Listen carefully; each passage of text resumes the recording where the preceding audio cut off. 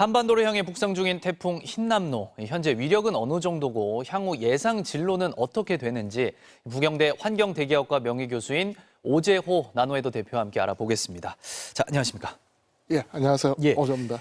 자, 역대 최강의 태풍이라고 하는데 예. 지금 상황은 어떤지 또 앞으로는 어떨지 좀 전망해 주시죠. 예, 뭐 지금 아직 변수가 계속 있으니까 최강일지 아니면 뭐 몇 위가 될지 모르지만은 예. 분명한 것은 과거에 우리 추석 전후에 우리에 큰 영향을 미쳤던 뭐 태풍 매미라든가 루사 또 차바 하고 등급은 될 거로 보고 있습니다. 예, 그 정도로 강력하다라고 보고 계시는 네. 거죠. 알겠습니다. 자, 흰남노가 이제 290m 부근 해상까지 제주시의 남남 서쪽이죠. 이쪽까지는 네, 좀 올라올 것으로 보고 있는데 네.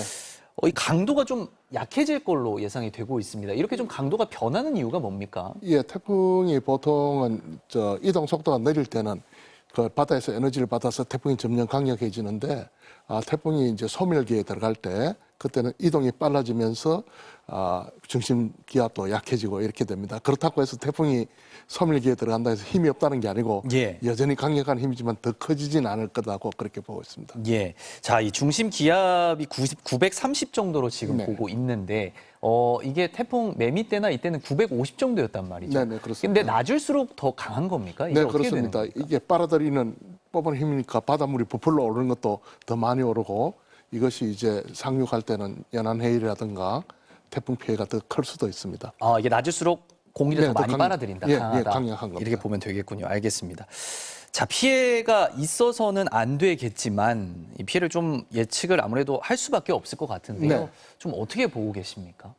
피해가는 게 태풍의 크기도 문제가 되지만은 우리가 대비가 어떻게 되느냐 그게 결정이 되니까요. 예. 그건 하기 힘들지만은 그냥 과거에 루사나 매미, 차바 경우에 볼 때는 연안 쪽에서 큰 피해가 예상이 되고요. 그 다음에 특히 태풍이 시기 반대 방향으로 바람을 또 불기 때문에 그 동해안 쪽에 그때 또 태풍 피해가 좀 예상이 되고 있습니다. 남해 해안과 동해안 쪽 네. 이쪽 경로로 지금 통하고 있는 네, 이쪽을 다 그렇습니다. 예상하고 예, 계신 거죠.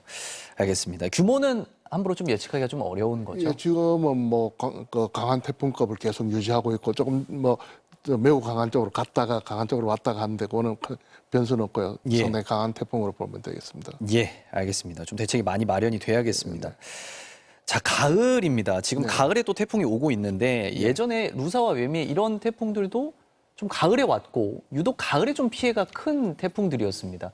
이렇게 여름이 아니라 가을에 피해가 큰 이유가 특별히 있을까요? 예, 그 장마가 끝나면서 북태평양 고기압이 우리나라 쪽을 이렇게 장악하게 됩니다. 예. 그러면 태풍이 생겨도 이것이 그 북태평양 고기압 밑으로 해서 그 중국이나 동남아 쪽으로 가는 경향이 많고요.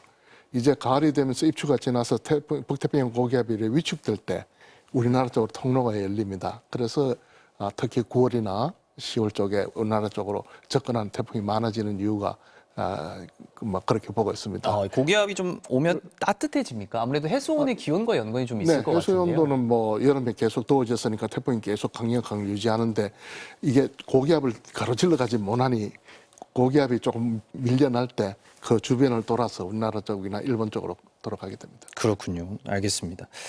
자, 이 태풍 피해를 아무래도 아까 이야기했습니다만 좀 줄이기 위한 방법도 알아봐야 될 것 같습니다. 예, 뭐 많이들 이야기를 하시고 하는데 안타까운 건 말이죠. 해마다 똑같은 일이 반복되는데 예. 예를 들면 태풍 같으면 호우하고 강풍입니다.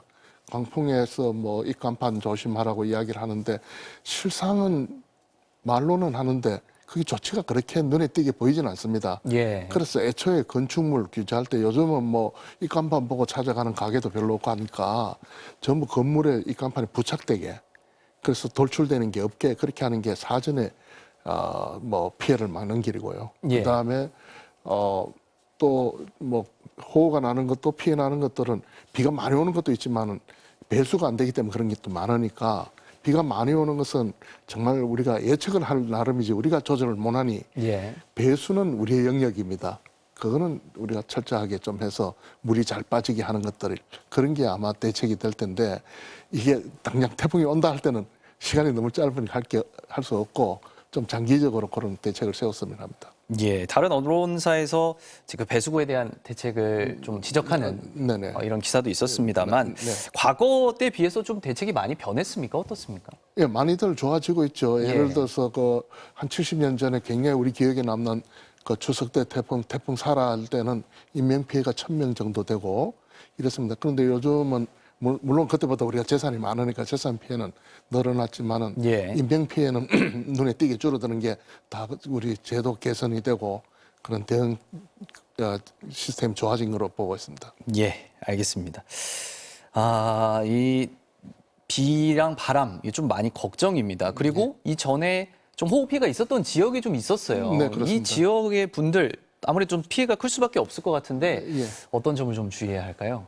예, 굉장히 어려운 문제인데요. 예. 왜냐하면 집중호우를 해서 땅이 스펀지처럼 물을 많이 머금고 있기 때문에 조금만 비가 더 와도 이게 땅이 뜨게 됩니다. 예. 그렇게 해서 산사태 날 위험이 많으니까 재난을 방지하는데 제일 중요한 것은 재난 현장에서 멀어지는 겁니다. 그러니까 가업 쪽이면 이 태풍이 지나갈 때까지는 바닷가에 좀 나가시는 것도 좀 자제해 주시고 또 급경사지라든가 산악 쪽에 있는 분은 조금 안전한 곳에서 좀 움직여 계실 수 있으면 그런 쪽 가는 게 아마 재난을 피할 수 있는 지름길 같습니다. 예, 알겠습니다. 아무래도 좀 불가피하게 외출을 해야 되거나 네. 운전하시는 분들도 계실 것 같은데요. 아무래도 차량 운전할 때 좀 많이 조심하셔야겠죠. 네, 그렇습니다.